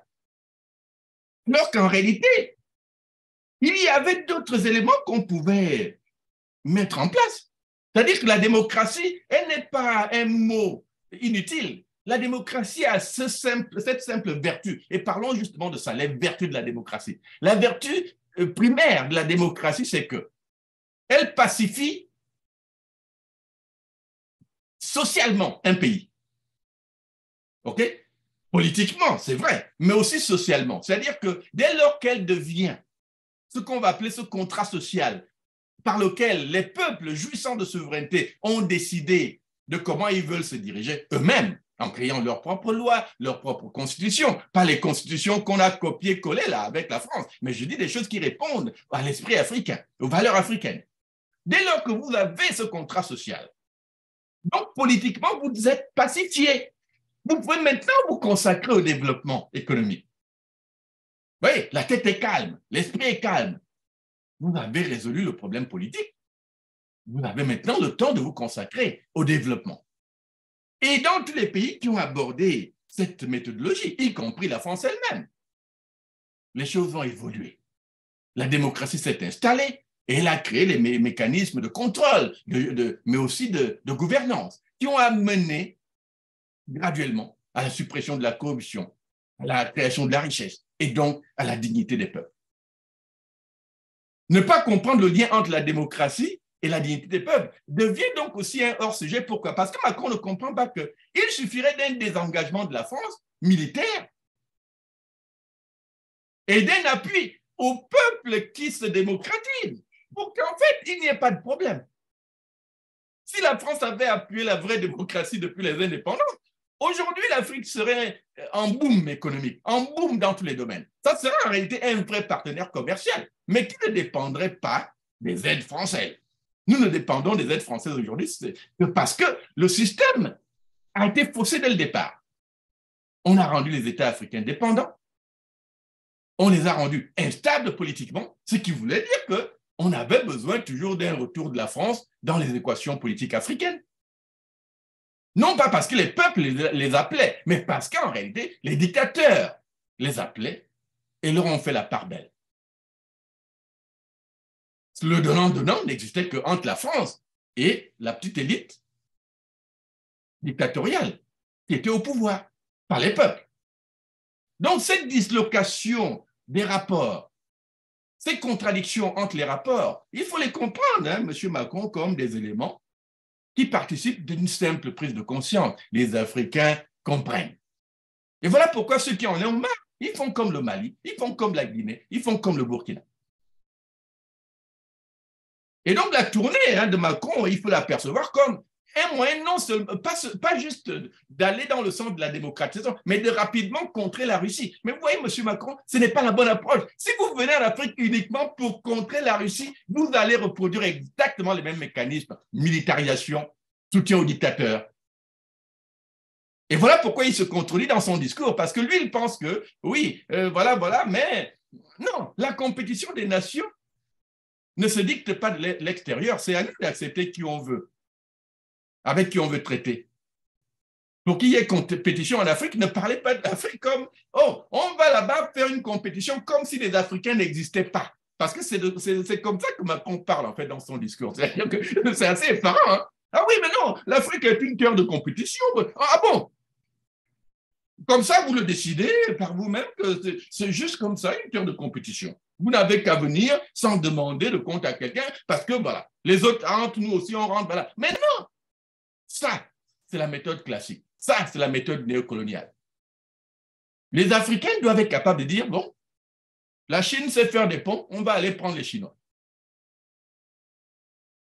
Les Français savent peut-être construire des centrales nucléaires, peut-être que ceux qui veulent aller dans ce sens veulent aller prendre les Français pour les centrales nucléaires pour développer l'électrification, par exemple. Les Américains, ils savent faire je ne sais pas quoi, on va aller chez les Américains, je ne sais pas qui. La souveraineté, c'est la capacité de décider pour soi-même ce qui est bon. Quand c'est dicté de l'extérieur, ça ne marche pas. Et donc, si Macron vient en Afrique aujourd'hui, la tournée, c'est pour aller chez qui? L'Angola, bon, c'est pas français, mais c'est pas un système démocratique. Le Congo-Brazzaville, c'est pas une... Enfin, j'en sais rien. Le Gabon, c'est pas des exemples. Il va falloir repenser toute cette panoplie-là, à mon avis, d'action française en Afrique. Macron n'a pas compris. Et voilà pourquoi, malheureusement, je disais que, comme tous les autres présidents, monsieur, je vais m'arrêter là, Macron répète la même chose. Parce que si on prend De Gaulle, par exemple, De Gaulle, c'est celui qui a donné l'impression que, bon, OK, la lourdeur du colonialisme, on va s'en débarrasser. Mais ce n'est pas pour autant qu'il a cédé l'indépendance totale aux pays africains. Il a organisé le système néocolonial qu'on appelle aujourd'hui la France-Afrique. C'est parti de Gaulle. Mais par la suite, tous n'ont fait que aller dans le sens que De Gaulle avait tracé, c'est-à-dire, pour maintenir la prééminence de la France, il faut en réalité entretenir des dictatures. Parce que le but était d'aller puiser gratuitement comment on appelle ça, des matières premières. Et ce que Macron, il m'amuse parce que quand il parle de Wagner et de la Russie, que bon, c'est des prédateurs, ils viennent là pour prendre les richesses. Mais c'est exactement ce que la France a fait. C'est incroyable. Hein? Quand la France maintient son contrôle sur le Gabon, par exemple, ils savent qu'il y a l'uranium qui permet à la France de maintenir un statut de puissance nucléaire. Et ils essaient de contrôler le Gabon par rapport à ça pour se dire qu'aucun pays ne doit prendre cet uranium gabonais. Mais vous croyez que c'est quoi quand vous le faites? Bon, parce que les régimes africains, ils n'ont pas les moyens de payer pour ceci, cela. Et ils vont vous donner, brader leur richesse naturelle en échange de la protection que vous leur apportez. C'est presque naturel. Donc, c'est comme ça que la France a évolué toutes ces années. Au Gabon, on a la triste expérience de Elf. Elf, c'était quoi? C'était le même modèle. On brade les richesses gabonaises, on fait des accords avec le dictateur, puisque je crois que c'est France 24 qui avait sorti un documentaire à l'époque, hein, où on disait que Bongo prenait 18% et la France nous donnait 25%, et voilà. Mais quand on fait le total, la France nous donnait en fait beaucoup plus hein, que ce que Bongo disait, les 25%, c'était pas tout. Les 18% des Bongos, là, c'est un accord entre elles et le régime. Donc, on donne à un pays 25% et les Bongos en tant que famille 18%. Les chiffres sont tellement proches. On se dit, mais bon sang, Bongo était presque aussi riche que le Gabon dans cet accord-là. Mais c'est parce que la France n'a pas évolué avec ces pays pour instaurer la démocratie. Ça n'a pas été l'objectif. La démocratie permet à des peuples de dire, non, non, non, cet accord, on va le défaire. Et la France ne pouvait pas survivre dans cela. Et puis, quand on parle d'aide, il faut relativiser. Vous parlez d'aide dans quel sens? Vous videz l'Afrique de ses ressources et vous parlez d'aide. L'Afrique n'a pas besoin d'aide. Si elle était démocratique, elle gérerait ses ressources de manière indépendante, autonome. Et vous ne verrez pas la pauvreté qu'on voit en ce moment. Parce que les régimes de dictature, ils ne subsistent que par militarisation et corruption. Donc, toutes les ressources de la nation, ils les investissent dans les réseaux de corruption qui font qu'à la fin, on n'a plus rien pour construire un pont. Et tout cela sous l'impulsion directe de la France. Alors donc, Macron doit commencer par comprendre que ce qui se passe en Afrique, c'est le résultat de l'action française. Mais qu'en même temps, la seule manière d'amener l'Afrique vers ce que la France, enfin ce qu'il proclame comme partenariat gagnant-gagnant, c'est de plutôt dire on va encourager la démocratie, mais plus avec les mots. Et je vais donner un exemple simple qui est d'actualité. L'OTAN, l'Occident dit la Russie a envahi l'Ukraine, on va les punir. Qu'est-ce qu'ils font pour montrer qu'ils ne sont pas d'accord? Ils font des sanctions, d'accord, qui sont claires. On sanctionne économiquement, on sanctionne les comptes en banque à l'étranger et tout le reste. Si Macron veut nous montrer qu'il est maintenant pro-démocratie, première chose, c'est isoler les dictatures. Deuxième chose, c'est dire On sait où est le compte d'Ali Bongo en France, on va le faire bloquer. Et on sait aussi où il a des comptes en Angleterre, on va le faire bloquer. Et comme on sait aussi qu'il a eu des villas à Washington, on va les faire prendre. L'idée, c'est de dire, tous ces régimes de dictature, on va bloquer tout pour les chasser de là, parce que c'est le moment d'accompagner les peuples dans la démocratie. Mais si vous n'êtes pas prêt à ça, M. Macron, si vous n'êtes pas prêt à enclencher une série de sanctions contre les Bongos, les Sassou Nguesso, si vous n'êtes pas prêt à ça, soit vous vous taisez et vous continuez comme vous faites, mais ne vous étonnez pas demain qu'il y ait des Wagner au Gabon, il y ait des Wagner au Congo-Brazzaville, et j'en passe. Voilà ce que moi j'avais à dire sur ce point. Monsieur Onva, vous avez la parole, on va conclure. Oui, docteur, mon mot de fin, c'est vraiment que, comme vous l'avez dit, hein, pour terminer votre analyse, que la France devrait vraiment changer de paradigme parce que sa politique coloniale a des conséquences actuelles où on le met maintenant aux prises avec des Wagner, avec des Chinois. Donc, je pense qu'il ferait mieux de rectifier le tir et au lieu de continuer avec les dictateurs, qu'il continue avec les peuples africains. Au lieu de qui n'attendent que ça. Parce qu'on n'a pas besoin de chasser la France si on change des accords. On peut travailler avec qui on veut, mais on peut aussi continuer avec la France si la France change des accords entre l'Afrique et la France. Et je me dis, il a tellement fait d'erreurs dans ces deux mandats, le premier et le second. Au premier, il a accepté le fils d'Idriss Déby, qui le laisse déjà soupçonneux, quelqu'un qui n'a aucune volonté de changer. Et voilà maintenant au Gabon, une deuxième bêtise. Il vient encore adouber un dictateur pendant qu'il prône de l'autre côté la démocratie. Mais les Africains ne sont pas des animaux. Les Africains sont allés à l'école en France et les Africains sont allés à l'école aux États-Unis, dans tous les pays développés. Mais quand ils continuent à nous considérer comme des animaux, c'est là où ils se trompent. Parce que le revers de la médaille ne peut que montrer ce qu'on voit au Mali actuellement. Donc, la dictature que l'on combat en Afrique, voilà pourquoi on dit au peuple gabonais et autres qui subissent la dictature de commencer par attaquer les dictateurs. Qu'il n'aille à aucune élection avec les dictateurs. Parce que c'est la raison pour laquelle il y a Amadou Kourouma qui a sorti un livre dont le titre, c'est « De l'école de la dictature à sa pratique en attendant le vote des bêtes sauvages ». Pour ceux qui l'ont lu, ce monsieur avait bien observé et analysé le comportement des dictateurs. Lorsque finalement il conclut avec l'une de ses citations, je cite, « La politique ne réussit que par la duplicité ». Vous voyez? Parce que c'est ce que Macron vient de nous montrer là. On voit quelqu'un qui dit des choses alors que derrière ces choses, c'est quelqu'un d'autre. Et c'est exactement le même langage que les politiciens, les dictateurs nous font en Afrique. Vous voyez? Et il ajoute, à l'école de la dictature, on découvre l'entêtement jusqu'au boutiste et le nihilisme caractérisant le dictateur, son refus et rejet des institutions républicaines autonomes et verdicts électoraux, c'est-à-dire le verdict des humains, avec la certitude que si les hommes refusent de le voter au pouvoir, les animaux sortiront de la jungle, se muniront des bulletins de vote pour le plébisciter. Vous voyez, ça veut dire quoi? Qu'est-ce qu'Ali Bongo nous a fait en 2016? Voyant qu'il était perdant, qu'est-ce qu'il a fait? Il a appelé les animaux, il leur a donné des bulletins de vote. Et voilà qu'au Haut-Ogooué, on a eu un score stalinien. Vous voyez? Donc, il faut que le peuple gabonais se lève, les peuples africains qui subissent la dictature. Et il faut que ces peuples se lèvent. En se levant, les gens comme les Macron feront avec. ils n'auront plus de choix.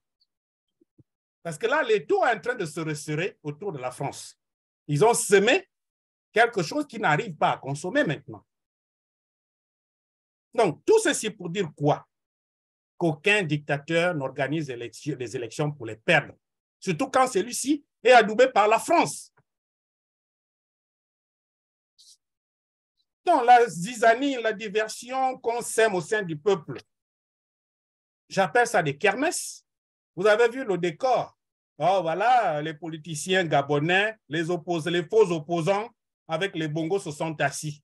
Et ensuite, il y a eu un One Forest Summit, bien calculé, mal intentionné, avec un objectif commun, c'est-à-dire le maintien des bongos au pouvoir, pendant que la France négocie autre chose en contrepartie. Vous voyez? Donc, mon message est vraiment à l'endroit du peuple gabonais de se saisir de l'analyse de ce soir et comprendre que si on continue à rester assis à la maison, personne ne fera notre travail à notre place. On parle de Wagner aujourd'hui, on parle de la Russie aujourd'hui parce que c'est une influence occidentale qui prend de la place en Afrique. On peut ne pas suivre Wagner, la Russie. On peut suivre un autre investisseur au Gabon qui nous promet de vrais accords. Que les Gabonais comprennent que le BDP nous appelle à la révolution. Et c'est la seule issue. Les Français eux-mêmes ont décapité leur roi parce qu'ils voulaient se défaire de la royauté. Cette dictature qui les faisait passer pour des moins que rien. Ils sont plus nombreux, mais leur vote ne compte pas. Donc, c'est le même message que je donne aux Gabonais. L'esprit français, c'était de décapiter le roi parce qu'il ne s'en sortait plus. Parce qu'ils étaient brimés. Mais c'est de cette brimade que nous parlons aujourd'hui. Qu'on nous laisse profiter de nos ressources naturelles. Qu'on nous laisse développer notre pays selon qu'on le dessine dans nos têtes, selon notre rêve. Nous aussi, on a besoin de rêver. Donc, c'est sur ces mots que je peux terminer mon analyse, docteur. Merci, monsieur. Merci. Alors, donc, je vais conclure simplement en disant que la première chose, si on peut donner un petit conseil à la France, la première chose à faire, c'est d'abord d'abandonner le vocabulaire infantilisant. L'idée d'aider l'Afrique, c'est anachronique. L'Afrique n'a besoin de l'aide de personne. Les ressources qu'on a en Afrique aujourd'hui, si elles sont gérées dans des contextes de démocratie, vont transformer la plupart de nos pays en 5 ans seulement, je dis bien 5 ans de gestion rationnelle. Et là, je prends par exemple des pays comme le Gabon, le Congo, le Brazzaville, qui ont au moins du pétrole. En 5 ans de gestion rationnelle, ces pays sont transformés. A mis en place donc des institutions capables de maintenir justement cet esprit d'innovation, mais aussi le simple fait que la dictature, ça coûte cher. Et l'argent pour entretenir la dictature peut facilement être redirigé vers le développement. Et au bout de 5 ans, vous verriez les résultats. Il faut passer d'un vocabulaire néocolonialiste qui continue à faire penser un peu à cette mission civilisatrice,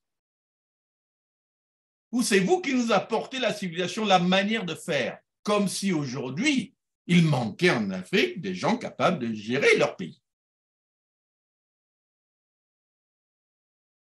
Nous ne voulons pas non plus d'une mission salvatrice. Parce qu'en fin de compte, M. Macron, l'instabilité djihadiste qu'on voit là, en Afrique de l'Ouest, mais elle a pour but, enfin, elle a pour cause une seule, la France. C'est vous qui êtes allé bombarder sous Sarkozy, le pauvre Kadhafi, dans une situation qui aurait peut-être pu se résoudre politiquement, parce que, à mon avis, l'Union africaine aurait pu engager avec Kadhafi des négociations pour voir comment, voilà. Mais la France a décidé, parce qu'elle croyait mieux comprendre l'Afrique que tout le monde, d'aller embarquer les États-Unis dans cette affaire. Les Américains encore ont dit, bon, nous, on ne va rien, on va, mais voilà. Mais la France était l'instigatrice de cette affaire. Vous avez tué Kadhafi. Mais vous n'avez pas compris que tuer Kadhafi allait vouloir dire l'écroulement total d'un système qui a permis à tous les djihadistes du monde d'aller prendre les armes. Et c'est ça qui déstabilise aujourd'hui l'Afrique, j'ai envie de dire, parce que ça commence à descendre. On commence à voir des attaques au Cameroun. Donc, en réalité, à cause d'un seul acte, la France a totalement déstabilisé. Et donc, quand vous en parlez, mais en fait, les Africains ont le droit de vous demander des comptes. Vous avez besoin de rembourser aux Africains toutes les souffrances qui ont été causées par ce seul acte de faire Kadhafi, par la manière que vous avez choisie là. Chaque État aujourd'hui qui a subi le djihadisme résultant de la prolifération des armes. Parce que vous savez, les groupes djihadistes, ils peuvent exister comme ils veulent. S'ils n'ont pas d'armes, il n'y a pas de problème. Mais là, c'était un accès facile à tout l'arsenal de Kadhafi. Et Kadhafi était quand même, il était à la tête d'un État qui était l'un des plus armés en Afrique. Hein, attention. Ça, c'est la responsabilité de la France. Donc, oui, les Barkhane et tout ça, mais il fallait bien que la France vienne pour réparer le mal.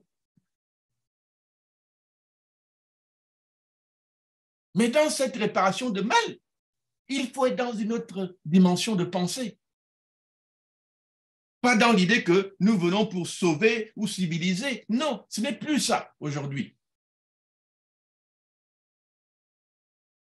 Mais les conditions même de la stabilité de l'Afrique vont toujours passer par la démocratie. Pourquoi? Parce que la démocratie, elle a cette vertu qu'elle va résoudre les problèmes de dignité humaine ou d'indignité, si on veut. C'est-à-dire que les humains qui sont pauvres vont toujours être attirés par les violences gratuites qu'on retrouve même dans la prolifération du djihadisme. Parce que les djihadistes, là, c'est les pauvres, les abandonnés de l'Afrique. C'est des gens qui sentent que, bon, le monde n'a plus de sens.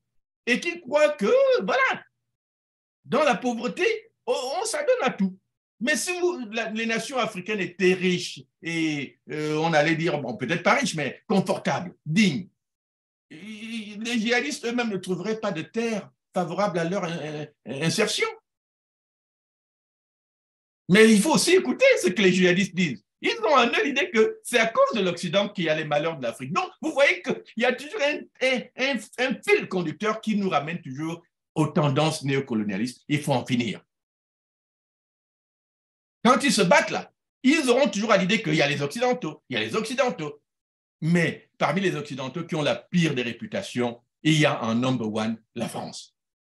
En number one, la France. Pourquoi? Parce qu'il faut regarder pourquoi, par exemple, on trouve quand même que dans les anciennes colonies britanniques, les choses évoluent. Il y a plus de démocratie, il y a plus de développement économique. Mais dans le giron français, c'est la débâcle totale. Très peu de pays francophones peuvent vous montrer aujourd'hui le crédit de plus de 60 ans d'indépendance. Il n'y en a pas beaucoup. Même au Sénégal, on en est encore à admirer aujourd'hui une nouvelle université faite par Macky Sall, alors qu'en fait, ces choses auraient dû exister depuis longtemps. On en est admiré un tramway ou je ne sais pas quoi, mais ces choses auraient dû exister depuis longtemps. Le problème de la France, c'est que vous puisez, mais vous n'apportez rien en réalité. Même dans le cas de pays pétroliers comme le Gabon, vous faites une extraction de pétrole brut, mais que vous allez raffiner en France, créant de l'emploi en France et non pas au Gabon, alors que techniquement, on aurait dû installer au Gabon même. Non seulement les installations d'extraction, mais aussi de raffinage qui ferait qu'en fait, le Gabon devrait être capable d'exporter des produits finis, des produits pétroliers finis, et non pas le brut que vous rapatriez. Vous comprenez? Cette mentalité, c'est ça qui crée le sous-développement. Il faut en finir. Et donc, pour nous, Africains, nous pensons que il faut aujourd'hui que la France comprenne que les Wagner vont aller probablement partout en Afrique tant que ça va continuer. Et tant que les Africains verront que la tournée d'un Macron, c'est pour aller adouber des dictateurs, que quoi que vous disiez, M. Macron, nous au Gabon, parce qu'on vous dirait que la politique, c'est la perception. La politique n'est rien d'autre que la perception. Et les Gabonais, par exemple, perçoivent que la France est au Gabon pour adouber Ali Bongo. Vous ne pouvez pas lever ça de la tête des Gabonais. C'est impossible. Pourquoi? Parce que, en matière politique, rien n'empêche la France de dire « je ne vais pas au Gabon » et vous dites clairement que « je ne vais pas au Gabon parce que le système Bongo est une dictature, nous demandons à ce système de s'en aller ». Et la France peut le faire. Ça ne vous coûte rien. Mais la France ne prononcera jamais ces mots. Pourquoi? On comprend. Mais les Africains le comprennent aussi. Et pourtant, c'est facile. On entend la France parler contre la Russie comme, voilà, on les voit, les insultes, les machins, oui, machin. Ils disent tout de Poutine, là, en ce moment, n'est-ce pas? De la Russie, et ainsi de suite. Ils sortent les mots qu'il faut. Oui, on va dépendre le machin, on va... Ils sortent tous les mots qu'il faut. Mais quand il s'agit des dictateurs africains, rien. On joue, on biaise. Oh, les Africains peuvent faire ce qu'ils veulent, blablabla. Mais M. Macron, ne soyez pas quand même paternaliste à ce point. Nous ne sommes pas des enfants, nous savons exactement de quoi il s'agit. Le langage franc que vous avez, nous enfants, on appelle ça le langage sang, un cob sang, c'est-à-dire vous parlez direct, sans embâche. Contre la Russie, on voit ce langage. Mais contre les dictateurs africains, non. Mais vous comprenez que l'Africain qui voit ça, il dit, ben, vous voyez, il ne le fait pas parce qu'il protège son domaine. Et là où vous avez la panique actuelle, c'est que vous allez au Gabon, machin, pour dire, oh, pas de Wagner, hein, attention. Et vous essayez de rattraper ça avec quoi? Les mêmes schèmes, les mêmes méthodes, c'est-à-dire, en fait, vous nous ramenez en fait les principes de la guerre froide.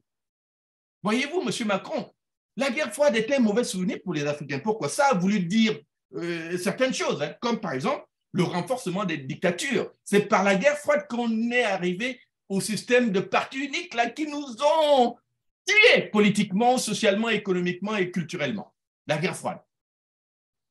Donc, en venant prendre les devants, essayer de contrer Wagner dans des pays comme le Gabon, vous croyez que c'est par la militarisation qu'il va falloir faire, par des accords avec les leaders sanguinaires. Vous voyez, vous reproduisez le même schéma. La guerre froide pour l'Afrique, c'était les coups d'État, c'est-à-dire les Soviétiques, quand ils ne veulent pas d'un régime pro-occidental, ils soutiennent un coup d'État. Et les Occidentaux, quand ils ne veulent pas d'un régime pro-russe, ils soutiennent le coup d'État. Ça, c'est l'expérience de la guerre froide pour les Africains. La guerre froide, c'était des guerres civiles où les Occidentaux finançaient des groupes de rébellion contre les régimes qui étaient pro-russes. Et les Russes finançaient des guerres de rébellion contre les régimes qui étaient occidentaux. Ça, c'est l'expérience que vous êtes en train de déliner sans le savoir. Quand vous parlez de compétition des nations, vous parlez de préserver les intérêts français, mais dans des contextes où vous voulez préserver exactement comme tel immuable. C'est-à-dire, vous avez une dictature en place, vous composez avec la dictature. Vous avez un régime sanguinaire, vous composez avec le régime sanguinaire. Vous avez des criminels, vous composez avec les criminels. Alors qu'en réalité, vous devez vous allier les forces démocratiques, la société civile. Vous arrivez au Gabon, on vous pose la question, pourquoi vous ne rencontrez pas la société civile gabonaise? Vous dites, oh, je ne suis pas venu pour la politique. Mais monsieur Macron, quand même, vous avez rencontré Ali Bongo. Nous savons que vous avez parlé d'accord de protection d'Ali Bongo, de soutien à son régime. Parce que pour vous, Bongo peut être la solution pour ne pas appeler Wagner au Gabon. Et en échange de ça, vous allez marchander avec Bongo. Ok, d'accord, bon, votre dynastie, elle peut continuer. Voilà les réalités, M. Macron. Maintenant, je vais finir vis-à-vis des Africains pour dire, mes chers compatriotes, mes chers amis africains, voilà les réalités. Je crois que si vous avez suivi le discours de Macron, il a quand même dit une vérité qui était que la France vient en Afrique pour défendre ses intérêts. Ça, je le comprends. Et moi qui vis aux États-Unis, je le comprends d'autant plus bien que j'ai compris que les nations, c'est comme les animaux dans la brousse. Chacun se bat pour sa survie et la survie, c'est ses intérêts. Ce qui fait la force de l'Amérique aujourd'hui, c'est parce que c'est un système prédateur. Il faut l'accepter ainsi. Ce qui fait la force de la France, c'est un système prédateur. Mais on ne peut faire de la prédation que contre les faibles. Voilà. Les Russes aussi, c'est des prédateurs, attention, parce qu'il ne faut pas non plus... l'Empire russe, c'est la prédation des nations voisines qu'on a entraînées dans le système. C'est tout ce qui est impérialiste est forcément de la prédation. Il n'y en a pas qui soit propre. La Chine, aujourd'hui, est engagée dans le même processus. Il n'y en a pas. Mais ce que je salue, c'est que eux, Que ce soit les Russes, les Chinois, les Américains, les Français, ils se battent pour leurs intérêts. Et Macron vous l'a dit, il a clarifié en disant, attention, oui, machin, mais la France est quand même là-bas pour ses intérêts. C'est à eux-mêmes de se battre pour les leurs. Mais j'ai compris ce message, moi. Et ce message, je le retrouve un peu chez les Maliens, qu'ils ont compris ça. Je le retrouve un peu chez les Guinéens, ils ont compris ça. Je le retrouve un peu chez les Burkinabés, ils ont compris ça. C'est à chacun de défendre ses intérêts. Mais vous savez que nous, en Afrique, surtout au Gabon, entre nos intérêts et l'aboutissement de nos aspirations, il y a ces dictatures. Il y a les bongos. Comment on fait? La France veut bien, mais pour que la France s'impose chez nous, il lui faut des gens comme des bongos, des alliés. Ça veut donc dire que chez nous, pour vaincre la France, il faut d'abord vaincre les bongos. Il faut enlever le pouvoir aux bongos. C'est ce qu'on appelle la prise de pouvoir. On peut faire toutes les incantations possibles. On peut dire ce qu'on veut. On va s'arrêter simplement à ce que j'appelle la victimisation. Et la victimisation, c'est le discours des faibles. Je suis obligé de vous le dire, la victimisation. Oh, les Français nous ont fait ceci, les Français nous ont fait cela. Mais c'est une manière pour vous de dire que vous ne comprenez pas les réalités de la géopolitique internationale, les réalités des rapports entre les nations. Il faut comprendre que ce sont des intérêts. Ce n'est pas la France qui viendra vous libérer. Vous-même, le Mali vous en montre l'exemple, la Guinée vous en montre l'exemple, le Burkinabé vous en montre l'exemple. Ça veut dire que oui, si vous avez des soldats dans votre pays qui peuvent faire des coups d'État pour prendre le pouvoir au titre d'une visée nationaliste qui dit que c'est pas pour établir des dictatures, mais pour renforcer la capacité des pays à décider pour eux-mêmes. Il faut qu'on soit pour. Nous devons imposer nos intérêts. Et imposer nos intérêts passera toujours par la prise de pouvoir. Voilà pourquoi j'ai dit aux Gabonais que nous qui admirons les Maliens, nous qui admirons les Burkinabés, nous qui admirons les Guinéens, les Guinéens n'ont pas fait ça par le miracle. Et en fait, ce n'est pas les Russes qui sont venus mettre les Guinéens au pouvoir. Hein? Les Goïtas et les autres là. Eux, ils ont dit on prend le pouvoir et par cette prise de pouvoir, ils ont acquis des pouvoirs souverains qui leur ont permis par la suite de défaire les accords avec la France. Donc pour nous aussi, c'est la même chose. Ça veut donc dire que nous qui avons des peuples, parce que les soldats qui prennent le pouvoir au Mali et tout ça, ils ne le prennent pas non plus dans le vide. C'est parce que les peuples l'ont exprimé dans la rue et ils ont compris le message. Et parce qu'ils savaient qu'ils avaient la paix de ces peuples-là en même temps. Parce que, vous savez, on a eu quand même le cas de notre jeune homme, là, monsieur, comment il s'appelle encore Kelly Ondo. Hein? Le petit Kelly Ondo avait essayé, mais il comptait sur la population gabonaise, que peut-être qu'elle va se soulever. Mais personne ne s'est soulevé. Donc, ils ont été en prison, malheureusement. Mais il y a un moment où nous aurons besoin de dire, quand nos soldats se lèvent, on doit se lever avec eux. Et en fait, pour qu'ils se lèvent, on doit s'organiser peut-être pour être dehors en premier et les encourager. C'est ce qui s'est passé chez les autres. Les soldats ont lu dans le message du peuple, ont lu dans les manifestations, ont lu dans les affiches et ils ont décidé que, le peuple est avec nous, donc allons-y. Et maintenant, ils ont le pouvoir. Ils peuvent maintenant décider. On ne peut pas décider sans le pouvoir. On aura beau incanter, faire la magie, aller dans le je ne sais pas quoi qu'on pourra faire dans nos pays, surtout au Gabon. Ça ne marche pas parce qu'on sera juste dans le pleurnichement et la victimisation. Ça ne marche pas. Ce n'est pas ça qui chasse la France. Ce qui chasse la France, c'est les peuples. Les Maliens. Le peuple malien a chassé la France. Le peuple guinéen a chassé la France. Et voilà. Bon, donc, voilà, hein, mes chers compatriotes. Ce que nous voulions vous dire pour ce soir, nous reviendrons évidemment sur ces sujets dans les temps qui viennent, mais pour les Gabonais surtout, parce que c'est ce qui nous préoccupe, nous avons besoin de comprendre que la libération nationale ne viendra pas du bon vouloir des Français, et ça ne viendra pas non plus du bon vouloir des Bongos. C'est à nous-mêmes d'y travailler. Voilà pourquoi nous, on aura toujours tendance à vous dire, mes chers compatriotes, il n'y a pas 1000 manières pour les peuples de se libérer. Ça a toujours été une question de pouvoir démocratique de la rue. Quand la rue parle, les souverainetés parlent. Quand la rue parle, la dignité des peuples arrive. Les Français eux-mêmes l'ont fait. Pourquoi pas nous? Au Gabon, nous le disons encore une fois, il n'y a pas 1000 voies. Il n'y a qu'une seule voie, une seule méthode, une seule solution. Nous vous remercions et bonne soirée à tous et à toutes. Et merci pour votre patience et pour nous avoir écoutés aujourd'hui. Et à la semaine prochaine, hein, comme d'habitude, on va refaire ça sur d'autres thèmes. Mais voilà, au revoir tout le monde. Au revoir tout le monde.